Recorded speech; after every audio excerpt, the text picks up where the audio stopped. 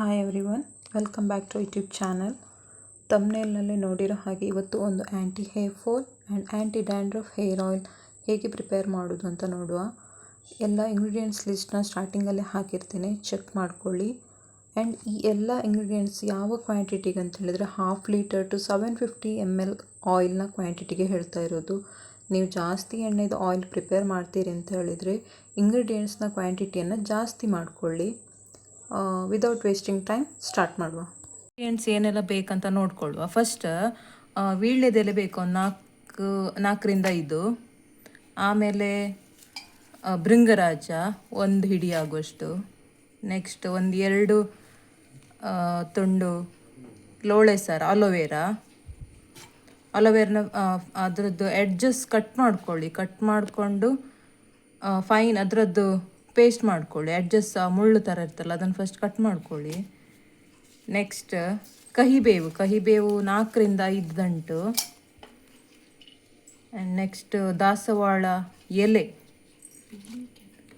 ಬಿಳಿ ಮತ್ತು ಕೆಂಪು 2 ದಾಸವಾಳದ ಎಲೆ ತಗೊಳ್ಳಿ. ನೆಕ್ಸ್ಟ್ ದಾಸವಾಳ ಕೆಂಪು ಬಣ್ಣ ದಾಸವಾಳ, ಬಿಳಿ ಸಿಕ್ಕಿದರೆ ಬಿಳಿ ದಾಸವಾಳನ ಕೂಡ ಹಾಕ್ಕೊಳ್ಳಿ. ಆ್ಯಂಡ್ ನೆಕ್ಸ್ಟ್ ಕರಿಬೇವು ಒಂದು 10ರಿಂದ 15 ದಂಟು. ಆ್ಯಂಡ್ ನೆಕ್ಸ್ಟ್ 1 ಹಿಡಿಯಷ್ಟು ತುಳಸಿ, ಶುಂಠಿ 4ರಿಂದ 5 ತುಂಡು,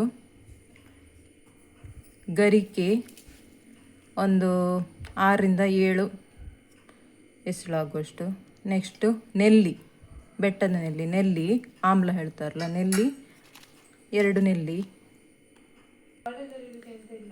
ನೆಕ್ಸ್ಟ್ ಮೆಂತೆ ಪ್ರಪೋರ್ಷನ್ ಎಷ್ಟು ಅಂತ ಹೇಳಿದರೆ 4:2. ಮೆಂತೆ 4 ಸ್ಪೂನ್ ತಕ್ಕೊಂಡ್ರೆ, ಟೇಬಲ್ ಸ್ಪೂನ್ ತಕ್ಕೊಂಡ್ರೆ 2 ಟೇಬಲ್ ಸ್ಪೂನ್ ಕಪ್ಪು ಜೀರಿಗೆ ತಕ್ಕೊಳ್ಳಿ. 4:2 ರೇಷಿಯೋ.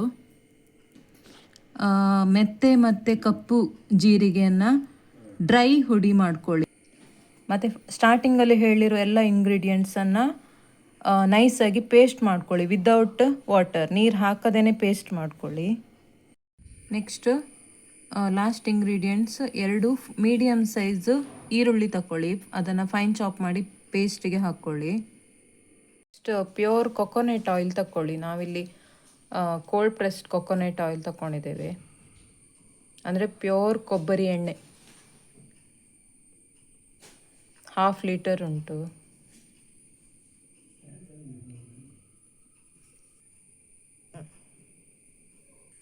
ಇದನ್ನು ಈಗ ಬಾಯ್ಲ್ ಮಾಡಿ. ಆಗ ತೋರಿಸಿದ್ದು ನಾವು ಮೆತ್ತೆ ಮತ್ತು ಕಪ್ಪು ಜೀರಿಗೆನ ಫೈನ್ ಪೌಡರ್ ಮಾಡ್ಕೊಂಡಿದ್ದೇವೆ. ಈಗ ಆಯಿಲ್ ಸಣ್ಣದಾಗಿ ಬಬಲ್ ಬರ್ತಾ ಇದೆ, ಬಾಯ್ಲ್ ಅಲ್ಲ, ಬಬಲ್ ಬರ್ತಾ ಇರೋದಷ್ಟೇ. ಈ ಬಬಲ್ ಬರುವಾಗ ಈ ಪೌಡರನ್ನು ಹಾಕಿ. ಆ್ಯಂಡ್ ರಿಮೈನಿಂಗ್ ಎಲ್ಲ ಇಂಗ್ರೀಡಿಯೆಂಟ್ಸನ್ನು ಗ್ರೈಂಡ್ ಮಾಡ್ಕೊಂಡಿದ್ದೇವೆ ವಿದೌಟ್ ವಾಟರ್, ನೀರು ಹಾಕದೇನೆ ಗ್ರೈಂಡ್ ಮಾಡ್ಕೋಬೇಕು. ಈಗ ಇದನ್ನು ಆಯಿಲಿಗೆ ಹಾಕಿ, ಆ ಪೇಸ್ಟನ್ನು ಆಯಿಲಿಗೆ ಹಾಕಿ, ಬಬಲ್ ಬರ್ತಾ ಇರುವಾಗಲೇ ಎಲ್ಲ ಪೇಸ್ಟನ್ನು ಆಯಿಲಿಗೆ ಹಾಕಿ ಬಾಯ್ಲ್ ಮಾಡಿ. ಆಯಿಲ್ ಬಾಯ್ಲ್ ಆಗ್ತಾ ಉಂಟು. ಎಣ್ಣೆ ಅಂದರೆ ಪ್ಲೇನ್ ಆಯಿಲ್ ಯಾವಾಗ ಗ್ಯಾಸಲ್ಲಿ ಇಡ್ತಿರಲ್ಲ ಆವಾಗಿಂದ ಗ್ಯಾಸನ್ನು ಲೋ ಅಲ್ಲೇ ಇಡಿ, ಹೈ ಫ್ಲೇಮ್ ಇಟ್ಟಿರಬೇಡಿ. ಲೋ ಫ್ಲೇಮಲ್ಲೇ ಕೊನೆ ತನಕ ಬಾಯ್ಲ್ ಆಗಬೇಕು. ಅರೌಂಡ್ 30 to 40 ಮಿನಿಟ್ಸ್ ಬಾಯ್ಲ್ ಆದ ಮೇಲೆ ಅದನ್ನು ಕೂಲ್ ಡೌನ್ ಆಗಲಿಕ್ಕೆ ಬಿಡಿ ಆಯಿಲ್.